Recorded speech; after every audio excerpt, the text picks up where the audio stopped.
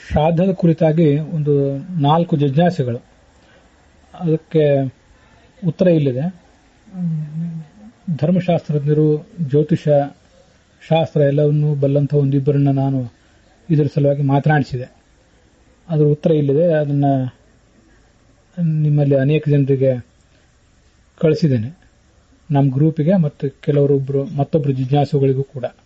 ಅದನ್ನು ಗಮನಿಸಬೇಕು. ಮಹಿಳೆಯೊಬ್ಬಳು ತೀರ್ಕೊಂಡಿದ್ದಾಗ, ಅವಳಿಗೆ ಮಕ್ಕಳಿಲ್ಲದೆ ಇದ್ದಾಗ ಅವಳ ಗಂಡನೇ ಶ್ರಾದ್ದ ಮಾಡುವಂಥ ಪ್ರಸಂಗ ಬರ್ತದೆ. ಆಗ ಆತ ಆ ಶ್ರಾದ್ದ ಮಾಡಿದ ಮೇಲೆ ಪಿತೃಶೇಷವನ್ನು ಸ್ವೀಕಾರ ಮಾಡಬೇಕೇ ಬೇಡವೇ ಅಂತ ಮೊದಲನೇ ಪ್ರಶ್ನೆ. ಸ್ವೀಕಾರ ಮಾಡಲೇಬೇಕು, ಮಾಡದೆ ಹೋದರೆ ದೋಷ ಇದೆ ಅಂತನ್ನೋದನ್ನ ಇಬ್ಬರು ವಿದ್ವಾಂಸರು ನನಗೆ ತಿಳಿಸಿದರು. ಅದು ಪಿತೃಗಳ ವಸುರುದ್ರ ಆದಿತ್ಯ ಮೊದಲಾದ ಪಿತೃಗಳ ನೈವೇದ್ಯ. ಅದು ಭಗವಂತನಿಗೆ ನಿವೇದಿತ ಆಗಿ, ಪರಿವಾರ ದೇವತೆಗಳಿಗೆ ನಿವೇದಿತ ಆಗಿ, ಪಿತೃದೇವತೆಗಳಿಗೆ ಸಂದು ಮುಂದೆ ನಮಗೆ ಶೇಷವಾಗಿ ಉಳಿದಿರುವಂಥದ್ದು. ಅದರಿಂದ ಅದನ್ನು ಸ್ವೀಕಾರ ಮಾಡಲೇಬೇಕು, ಮಾಡದೇ ಇದ್ರೆ ದೋಷ ಇದೆ ಅಂತನ್ನುವುದು ಮೊದಲನೇ ಪ್ರಶ್ನೆ. ಮತ್ತೆ ಅದಕ್ಕೆ ಉತ್ತರ. ಅಲ್ಲಿ ತನ್ನ ಹೆಂಡತಿಯದೇ ಶ್ರಾದ್ದ ಮಾಡುವಾಗ ಆ ಪಿಂಡಕ್ಕೆ ನಮಸ್ಕಾರ ಮಾಡಬೇಕೇ ಬೇಡವೇ ಅವಳ ಗಂಡ ಆ ವಿಧುರ ಅಂತನ್ನೋದು ಎರಡನೇ ಪ್ರಶ್ನೆ.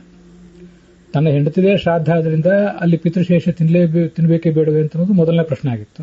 ಅದು ಯಾರದೇ ಶ್ರಾದ್ದ ಆಗಿರಲಿ, ಆತ ಶ್ರಾದ್ದವನ್ನು ಮಾಡ್ತಿದ್ದಾನೆ ಅಂದ್ರೆ ಆತ ಶ್ರಾದ್ದಕರ್ತ ಮತ್ತು ಸಂಬಂಧಿಕರೆಲ್ಲರೂ ಕೂಡ ಪಿತೃಶೇಷವನ್ನು ತಿನ್ನಬೇಕು ಅಂತನ್ನೋದು ಮೊದಲನೇ ಪ್ರಶ್ನೆ ಮತ್ತು ಜಿಜ್ಞಾಸೆಗೆ ಉತ್ತರ ಆಗಿತ್ತು.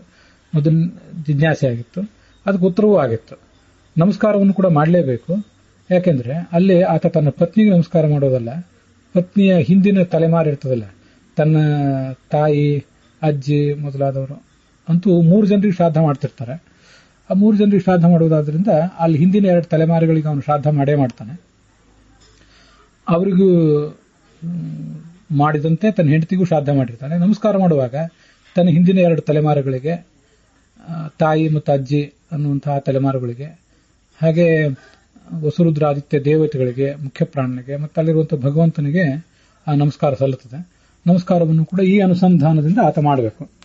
ಆತನಿಗಿಂತ ಕಿರಿಯರಾದವರು, ಆ ಮೃತ ಮಹಿಳೆಗಿಂತ ಕಿರಿಯರಾದವರು ಎಲ್ಲರೂ ಇದ್ರೆ ಅವಳು ಆ ಮೃತ ಮಹಿಳೆಯನ್ನು ಕೂಡ ನೆನೆಸ್ಕೊಂಡು ನಮಸ್ಕಾರ ಮಾಡಬೇಕು. ಇದು ಎರಡನೇ ಪ್ರಶ್ನೆ ಮತ್ತು ಅದಕ್ಕೆ ಸಂಬಂಧಪಟ್ಟಂತಹ ಒಂದು ಜಿಜ್ಞಾಸ ಉತ್ತರ. ಮತ್ತೊಂದು ಜಿಜ್ಞಾಸೆ ಒಬ್ಬರು ಕಳಿಸಿದ್ದಿತ್ತು. ಮದುವೆಯಾದ 1 ವರ್ಷದ ಒಳಗೆ ವಧೂವರರಿಬ್ಬರು ಶ್ರಾದ್ದ ಕಾರ್ಯದ ಊಟವನ್ನು ಮಾಡಬಾರದು ಅಂತ ಚಾಲ್ತಿಯಲ್ಲಿದೆ. ಹೀಗೊಂದು ವೇಳೆ ವರನ ಮನೆಯಲ್ಲಿ ಶ್ರಾದ್ದ ಇತ್ಯಾದಿ ಕಾರ್ಯವಾದರೆ ವರ ಊಟ ಮಾಡಬಹುದು, ಹಾಗೂ ವಧುವಿನ ಮನೆಯಲ್ಲಿ ಶ್ರಾದ್ದ ಮತ್ತು ಶ್ರಾದ್ದದ ಕಾರ್ಯ ನಡೆದರೆ ವಧು ಊಟ ಮಾಡಬಹುದು. ವಧುವಿನ ಮನೆಯಲ್ಲಿ ವರನ ಮನೆಯಲ್ಲಿ ವಧು ಮಾಡಬಾರದು ಅಂತ ಹೇಳ್ತಾರೆ. ಇದ್ರ ಬಗ್ಗೆ ತಮ್ಮ ಅಭಿಪ್ರಾಯ ಅಂತ ಒಬ್ರು ಕೇಳಿದ್ರು. ಅದು ಏನು ಲೌಕಿಕವಾದಂತಹ ಬೇರೆ ಯಾವುದೋ ಕಾರಣಗಳಿಂದಾಗಿ, ಪ್ರಾದೇಶಿಕ ಕಾರಣಗಳಿಂದಾಗಿ ಕೆಲವರಲ್ಲಿ ಯಾರಲ್ಲೋ ಆಚರಣೆ ಇದ್ದಿರಬೇಕು. ಅಂಥದ್ರ ಬಗ್ಗೆ ಶಾಸ್ತ್ರದಲ್ಲಿ ಏನೂ ಆಧಾರ ಕಾಣಿಸುವುದಿಲ್ಲ. ಅದನ್ನ ನಾನು ವಿದ್ವಾಂಸರನ್ನು ಮಾತಾಡಿಸಿ ಹೇಳ್ತಿದ್ದೇನೆ. ನಾವು ಪಿತೃ ಕಾರ್ಯ ಮಾಡುವಾಗ ಆಸನ ಹಾಕದೆ ನೆಲದ ಮೇಲೆ ಕೂತ್ಕೊಂಡು ಕಾರ್ಯ ಮಾಡ್ತೀವಿ ಯಾಕೆ ಅಂತ ಕೇಳಿದ್ದಾರೆ. ಹಾಗೇನಿಲ್ಲ, ಆಸನದ ಮೇಲೆ ಕೂತ್ಕೊಂಡು ಕಾರ್ಯವನ್ನು ಮಾಡೋದು. ಪಿಂಡ ಪ್ರದಾನವನ್ನು ಕೂಡ ಶ್ರಾದ್ದದ ಆದಿಯಿಂದ ಆರಂಭಿಸಿ ಅಂತ್ಯದವರೆಗೂ ಆಸನದ ಮೇಲೆ ಕೂತ್ಕೋತೀವಿ. ಪಿಂಡ ಪ್ರದಾನ ಮಾಡುವಾಗ ಮಾತ್ರ ನಮ್ಮ ಎಡ ಮೊಣಕಾಲನ್ನ ಈಗ ಆಸನಕ್ಕೆ ಅಂದ್ರೆ ನೆಲಕ್ಕೆ ತಾಕಿಸಿ ಮುಂದೆ ಬಲ ಮೊಣಕಾಲನ್ನ ಪಾದವನ್ನು ಮಾತ್ರ ನೆಲಕ್ಕೆ ಊರಿ ಪಿಂಡ ಪ್ರದಾನ ಮಾಡ್ತೀವಿ. ಪಿಂಡ ಪ್ರದಾನ ಮಾಡ್ಲಿಕ್ಕೆ ಮಾತ್ರ ಅದೊಂದು ಭಂಗಿ.